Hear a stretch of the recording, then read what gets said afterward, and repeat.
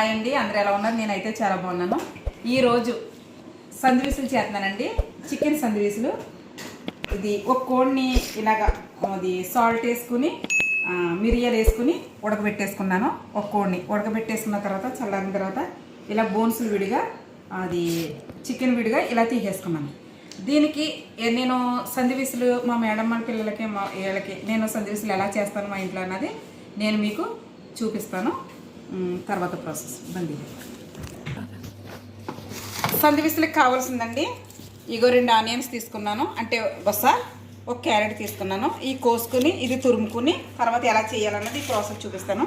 దానికి కావాల్సిన సామాను, సందివిసులు చేసేటప్పుడు సాస్ రెడీ చేయాలండి. సాస్కి కావాల్సింది డక్కోస్,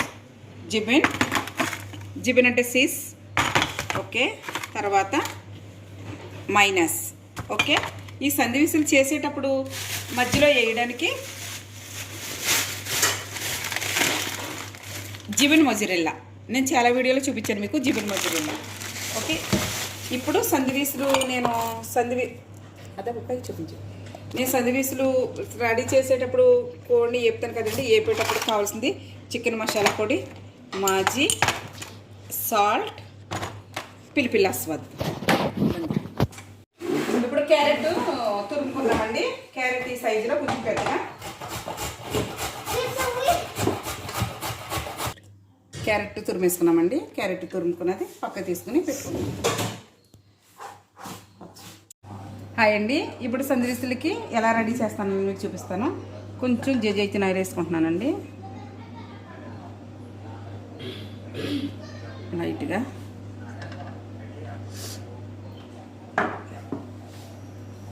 అలాగే ఆనియన్స్ వేసుకుంటున్నాను.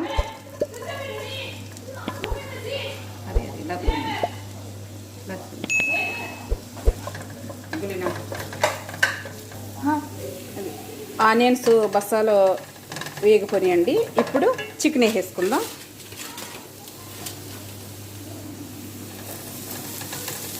ఇలాగా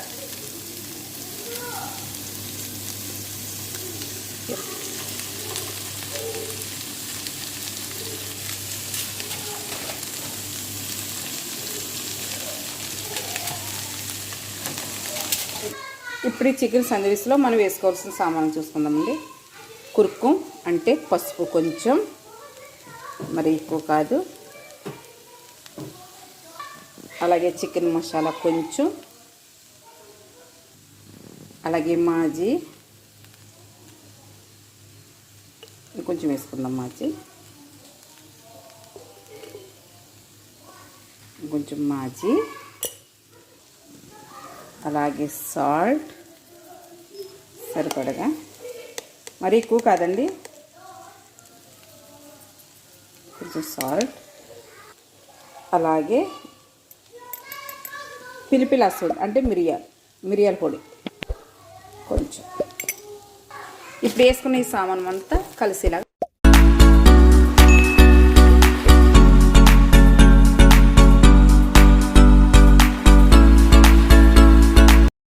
అలాగే కలుపుకున్న తర్వాత క్యారెట్ తురుముకున్నాం కదండి, క్యారెట్ కూడా వేసుకుందాం. క్యారెట్ తురుమును కూడా వేసుకున్నానండి. ఇప్పుడు కలుపుకుందాం.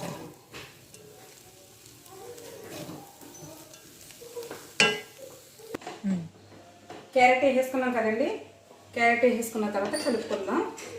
చూసారా ఎంత కలర్ఫుల్గా కనపడుతుందో. ఇప్పుడు కొంతసేపు ఈ క్యారెట్ వేసిన సామాను కొంచెం మగ్గలాయి, అంటే అది పచ్చివాసన పోయేలాగా చిన్న మంట మీద కాసేపు మగ్గనించుకుందాం. ఆల్మోస్ట్ మగ్గిపోయిందండి. సందివిసులకి ఉప్పు సరిపోయిందో లేదో చూసుకున్నాను.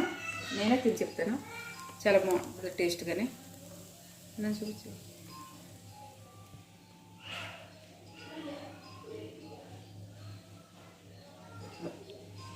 సాల్ట్ సరిపోయిందండి, అన్నీ సరిపోయినాయి.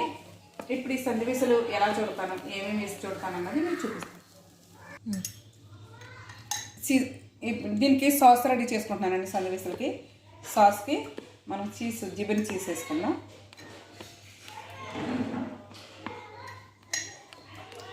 అలాగే డక్కూస్, హాట్ డక్కూస్, ఇది డక్కూస్ వేసుకుందాం. ఇది చాలా బాగుంటుందండి చిప్స్లు వేసుకుంది అంటే. అత్త వేడి వేడి అన్నంలో వేసుకుని తిన్నా కూడా చాలా టేస్ట్గా ఉంటుంది ఇది.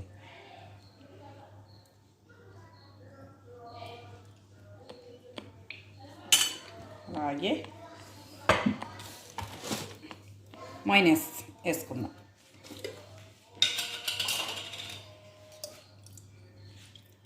కావాల్సినంత మైనస్ వేసుకుందాం.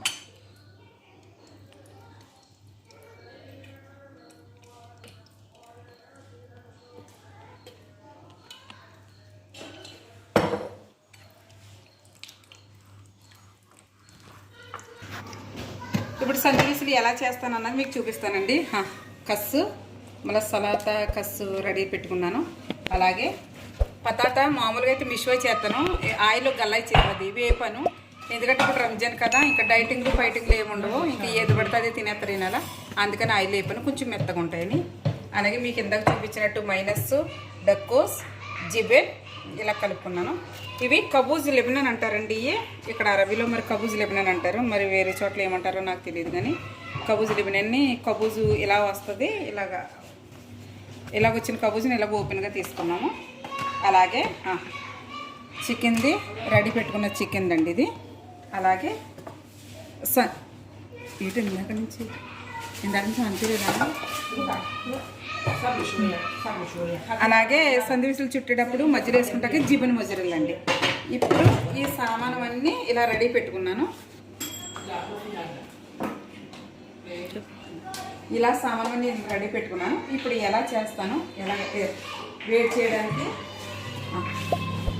సందివిసులు వేడి చేయడానికి మీకు ఇలా కూడా రెడీలో ఉన్నదండి. సాస్ని ఇలా రాసుకున్నామండి.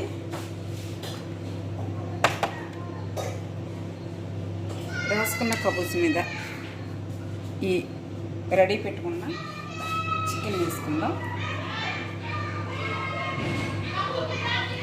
వేసుకున్న తర్వాత బంగాళదుంపల్ని, వేపుకున్న బంగాళదుంపల్ని ఇలా పెట్టుకున్న తర్వాత కస్సు ఉంది కదండి, ఈ కస్సుని ఇలాగ అమర్చుకుందాం.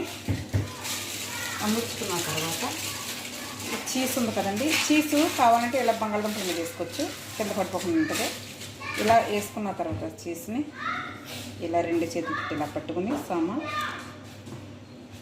మెత్తగా, అది కొంచెం మరీ గట్టిగా కాకుండా కొంచెం నెమ్మదిగా కొంచెం స్లోగా, అంటే సోయిగా ఇలా